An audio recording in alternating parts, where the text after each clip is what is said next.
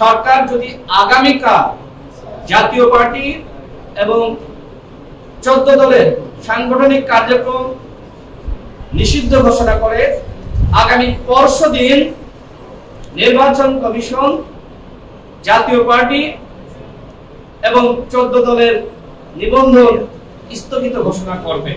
বাংলাদেশ নির্বাচন কমিশনের মাননীয় প্রধান নির্বাচন কমিশনারের সাথে আমাদের বৈঠক অনুষ্ঠিত হয়েছে। আমরা আমাদের দলের যে আইনের হিসাব বিবরণী সেটা তার কাছে জমা দিয়েছি। আমরা মূলত দুইটা উদ্দেশ্যে তার সাথে এই বৈঠক করি। প্রথমত, আপনারা জানেন বাংলাদেশে 3টি নির্বাচন অত্যন্ত ন্যাক্কারজনক এবং জাতির জন্য লজ্জাজনক ছিল। আওয়ামী লীগ 14 সালে একতরফা নির্বাচন করেছে, 18 সালের নিশিরাতের নির্বাচন, 24 সালের ডামি নির্বাচন।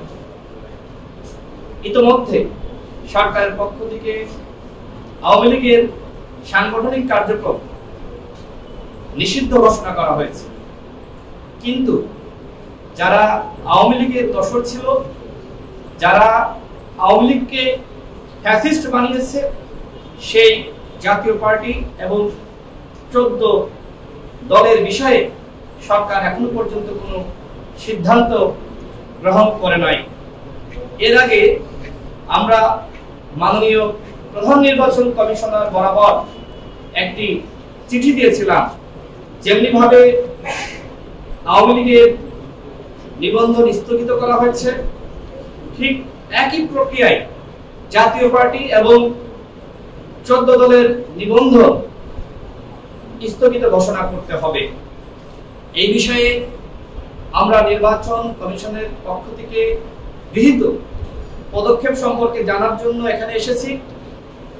আমরা প্রধান নির্বাচন কমিশনারকে জিজ্ঞেস করেছি যে এই বিষয়ে আপনারা কতটুকু অগ্রসর হয়েছেন। তিনি আমাদেরকে জানিয়েছেন এই বিষয়ে আসলে নির্বাচন কমিশনের করার কিছুই নাই। যেমনি ভাবে সরকার আওয়ামী লীগকে নিষিদ্ধ ঘোষণা করেছে, ঠিক একইভাবে যদি সরকারের পক্ষ থেকে জাতীয় পার্টি এবং 14 দলকে নিষিদ্ধ ঘোষণা করা হয়, এর পরবর্তীতে নির্বাচন কমিশনের পক্ষ থেকে পদক্ষেপ গ্রহণ করা হবে। অর্থাৎ সরকার যদি আগামীকাল জাতীয় পার্টি এবং 14 দলের সাংগঠনিক কার্যক্রম নিষিদ্ধ ঘোষণা করে, আগামী পরশুদিন নির্বাচন কমিশন জাতীয় পার্টি এবং 14 দলের নিবন্ধন স্থগিত ঘোষণা করবে। আমরা আরো বলেছি যে আগামী নির্বাচনে আওয়ামী লীগ স্বতন্ত্র ডামি মামি স্বামী 24 সালে যেভাবে অংশ নিয়েছে আওয়ামী লীগের নেতারা, ঠিক একইভাবে আওয়ামী লীগ আগামী নির্বাচনে এই স্বতন্ত্র নামে অংশ নিতে পারবে কিনা। প্রধান নির্বাচন কমিশনার বলেছেন যে যারা পদবিতে ছিল তাদের কেউ আগামী নির্বাচনে অংশ নিতে পারবে না, এই ব্যাপারে তারা একমত। আমরা এটি বলেছি যে ঠিক আছে, যারা আওয়ামী লীগের পদে ছিল তারা নির্বাচনে অংশ নিতে পারলো না, কিন্তু একজন এমপির ভাই যিনি আওয়ামী লীগের অ্যাসোসিয়েট, যিনি ডামি এমপি, নিশিরাতের এমপি, একতরফা এমপি বানানোর জন্য কাজ করেছে, যিনি তার ভাইয়ের ডান হাত বা বাম হাত হিসেবে কাজ করেছে, ওই আওয়ামী লীগের অ্যাসোসিয়েট বা যারা ফ্যাসিবাদের দোসর ছিল তারা নির্বাচনে অংশ নিতে পারবে কিনা, তিনি একটু কনফিউশনে পড়ে যান। এরপরে আমরা বিষয়টি ব্যাখ্যা করি। মনে করেন আগামী নির্বাচনে আওয়ামী লীগের ডামি এমপিরা বা আওয়ামী লীগের যারা পদে আছে অংশ নিতে পারলো না, সেক্ষেত্রে এই যে আওয়ামী লীগের পরিবারের সদস্য যারা ছিল তারা যদি স্বতন্ত্রভাবে অংশ নেয়, তাহলে মোটামুটি তারা হয়তো 50 থেকে 60টি আসন পাবে। গোপালগঞ্জ, ফরিদপুর, মাদারীপুর, বিভিন্ন জায়গায় আওয়ামী লীগের ঘাঁটি রয়েছে।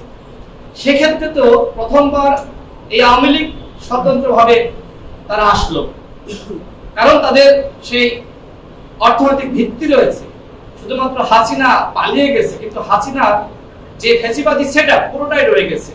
তো তারপরে তো আসলে এই স্বতন্ত্ররা মিলে তারা একটি দল গঠন করবে এবং আওয়ামী লীগের সমস্ত নেতাকর্মীরা জানবে যে এটাই আওয়ামী লীগ। আওয়ামী লীগ একটা কৌশল নিয়েছে, এইভাবে তো আওয়ামী লীগ ফিরে আসতে পারে। তখন তিনি আমাদেরকে আশ্বস্ত করেছেন যে এই বিষয়ে তারা ভাববেন।